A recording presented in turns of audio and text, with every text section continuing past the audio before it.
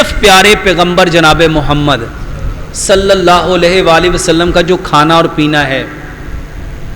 اچھا ایک بات سمجھو, ہمیں یہ سبق پڑھایا گیا سلو کما رأیتمونی اصلی, ہمیں نماز کیسے پڑھنی چاہیے؟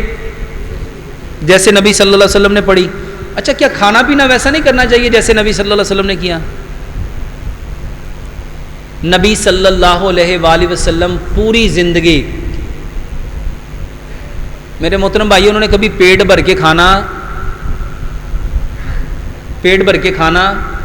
نہیں کھایا تھا. قرآن کہتا ہے کہ ایک مرد کو کتنی شادیاں کرنی چاہیے؟ 4. ایتھے ایک پوری نہیں ہوندی, 4 کیوں کریں گے؟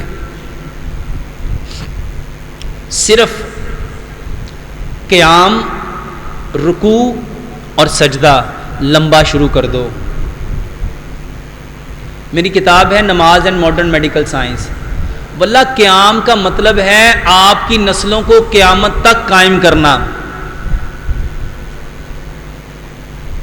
اور قیام جس طرح پیارے پیغمبر جناب محمد صلی اللہ علیہ وآلہ وسلم نے کیا اس طرح کرو. میرا ایک لیکچر بہت وائرل ہوا ٹانگیں کھول کے نماز پڑھنے کا, اور یہ کوئی کہانی نہیں ہے کہ میں نے پتہ نہیں آپ کو خوش کرنے کے لیے میں نے آپ کو کہہ دیا, یہ سائنٹیفک لا ہے. جب انسان ایسی حالت میں کھڑا ہوتا ہے کہ اس کی ٹیسٹیز اس کی تھائی کے ساتھ ٹچ نہیں ہوتی. کبھی آپ سوچو کہ پورا جسم تو اللہ تعالیٰ نے باڈی کے اندر, سارے آرگن تو باڈی کے اندر رکھے, ٹیسٹیز کو اللہ نے باہر کیوں رکھا؟ سائنس کہتی ہے اس میں جو سپرم ہوتے ہیں اگر وہ 37 سیلسیٹ پہ ہوں گے تو وہ ڈیڈ ہو جاتے ہیں.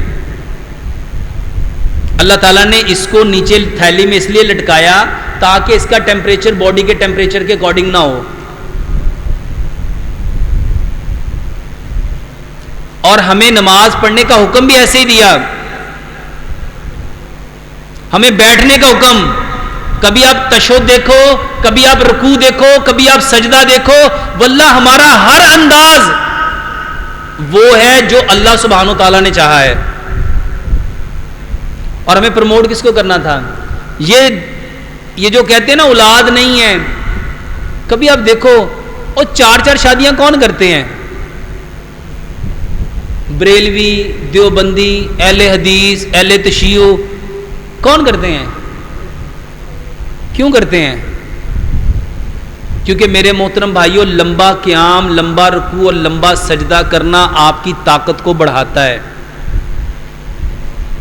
آپ کی طاقت کو, اس کو ایک حدیث سے بھی سمجھ لو میرے محترم بھائیوں, سجدے کی حالت میں انسان سب سے زیادہ کس کے قریب ہوتا ہے؟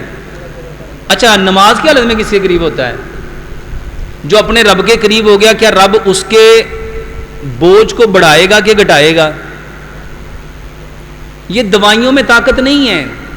اور خاص طور پہ یہ جو مردانہ, یہ جو سیکسول پاور ہے نا, آپ کسی ڈاکٹر سے جا کے بات کر لو, وہ کہتے ہیں یہ جو اریکٹائل ڈس فنکشن ہوتا ہے it is a psychological problem not physical problem. اس کا تعلق یہاں سے ہے, یہاں سے ہے. سب سے زیادہ طاقت اگر چاہتے ہو تو میرے محترم بھائیوں اپنی نمازیں مضبوط کرو, اپنے قیام, رکوع, سجدے مضبوط کرو, اور اس کے بعد وہ چیزیں کھاؤ جو نبی صلی اللہ علیہ وسلم کھایا کرتے تھے. آپ صلی اللہ علیہ وسلم کیا کھایا کرتے تھے؟ آپ نے کلونجی کے بارے میں کیا فرمایا؟ کلونجی وہ کالا دانہ ہے جس میں موت کے سوا ہر بیماری کی شفا ہے. اور الحمدللہ ثم الحمدللہ میں اپنے ہر مریض کو یہی دیتا ہوں اور لوگ ٹھیک ہوتے ہیں. یہ کلونجی اور دوسرا میتھی دانہ. امام ابن قیم نے لکھا ہے کہ اگر لوگوں کو پتہ چل جائے نا میتھی دانے کے کتنے فائدے ہیں تو لوگ اس کو سونے کے عوض خریدیں. یہ سیم لائک ویاگرا ہے. اگر آج کے جو سائنٹیفک دور میں جاننا چاہتے ہو تو میرے محترم بھائیوں صرف کلونجی کے اوپر, بلیک سیڈ کے اوپر 7 لاکھ ریسرچ پیپر لکھے جا چکے ہیں, اور تقریباً 2.5 سے 3 لاکھ ریسرچ پیپر میتھی دانہ فینوگرک سیڈ کے اوپر لکھے جا چکے ہیں. جو کلونجی اور میتھی دانے کا پانی پیو, اور اس کے ساتھ حکیم لقمان کہا کرتے تھے تخم کو تخم تقویت دیتا ہے, تخم کو, بیجوں کو بیج طاقت دیتا ہے. کلبنجی اور میتھی دانہ بیج بھی ہیں، تخم بھی ہیں، اور اس کے ساتھ بادام، کاجو، پستہ، اخروٹ، سفید تل، چاروں مغز، کشمش، سونف، یہ علاج ہے. اور الحمدللہ مسجد میں بیٹھا ہوں، ایسے ایسے لوگ جن کی رپورٹ 100% پرفیکٹ آئی ہے صرف یہی چیزیں کھانے سے. زیتون استعمال کرو، انجیر استعمال کرو، کیلے استعمال کرو، دودھ استعمال کرو، مچھلی استعمال کرو، شہد استعمال کرو، تلبینہ کھاؤ.